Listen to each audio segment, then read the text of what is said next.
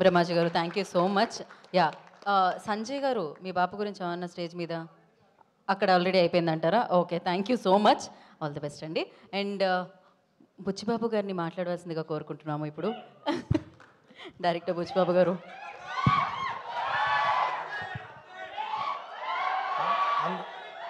అందరికీ నమస్కారం అండి.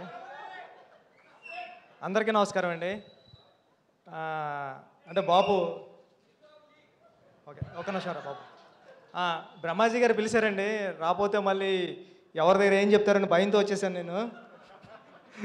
ఆ హీరో దగ్గరికి వెళ్ళి మనోడికి పొగరు వచ్చిందని చెప్తారు, మళ్ళీ ఇక్కడ ఎందుకని మీకోసం వచ్చాను, నేను భయపడతాను. బాబు సినిమా ట్రైలర్ చూశాను నేను, చాలా బాగుందండి. అంటే ఈ సినిమాకి హీరో ఎవరైనా అడుగుతుంటే అనవసరంగా అడిగాను బ్రహ్మాజీ గారిని, డైరెక్టరే హీరోగా కనబడుతున్నాడు కదా అనిపించింది నాకు. చాలా చాలా బాగా చేశారు దయ్య గారు. మీరు ముందుకు రండి, నేనే దాక్కుంటా అంటే నాకంటే వెనక దాక్కుంటున్నారు. చాలా బాగా చేశారు సినిమా. అంటే మా నాన్నగారు ఫార్మర్ అండి, వ్యవసాయం చేస్తూ ఉంటారు.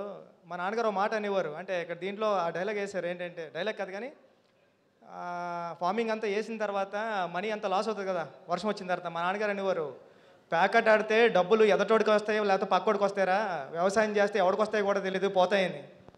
అంత బాధ ఉండేది మా నాన్నగారి దగ్గర వ్యవసాయం చేసేటప్పుడు. అంటే మొత్తం అన్నీ వేసి పెట్టుబడి పెట్టి ఇన్వెస్ట్మెంట్ అంతా చేసేసిన తర్వాత వర్షం వచ్చేసి ఒక నైట్ అంతా పోయేది.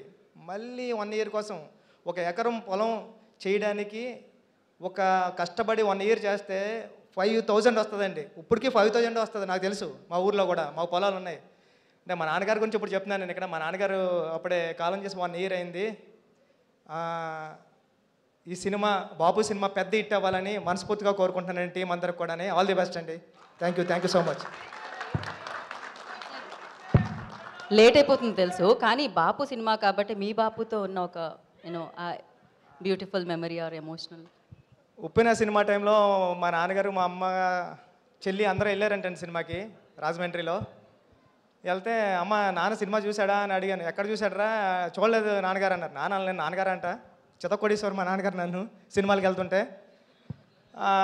సినిమా చూశారు నాన్నగారు అంటే, థియేటర్ వరకు వచ్చారు కానీ లోపలికి రాలేదురా అన్నారు. ఏం చేస్తున్నారంటే గేటు బయట నిలబడి అడిగేవారంట అందరినీ, బాబు సినిమా ఎలా ఉంది, బాగుందా లేదా అని అందరినీ వాళ్ళు అడిగారంట. అదే అండి, నాన్న నేను తీసే రామ్ చరణ్ గారి సినిమా నువ్వు అడగాల్సిన అవసరం లేదు. Thank you. Crazy. Thank you Buchchibabu గారు, థ్యాంక్ యూ సో మచ్.